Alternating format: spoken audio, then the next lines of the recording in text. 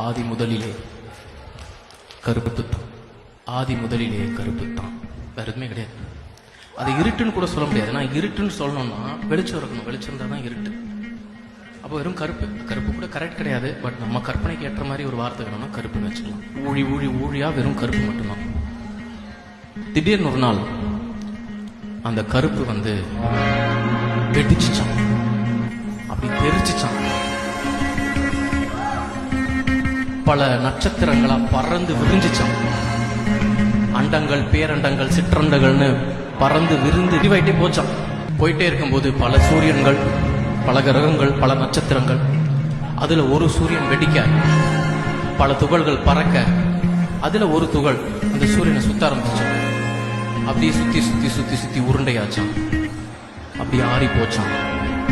ஆறின அந்த உருண்டை கிரகத்துல நீர் மெல்ல ஊறிச்சான். கொஞ்ச நாள் கழிச்சு அந்த நீர்ல இடி மின்னல்லாம் அடிக்க உயிர் உருவாச்சான். அந்த உயிர்ல 2 குட்டி மீன்கள் போச்சான். தாத்தா ஆமை ஒண்ணு மீனை 2 தாண்டி போச்சான். அப்ப தாத்தா ஆமை மீன்கள் கிட்ட கேட்டுச்சான்,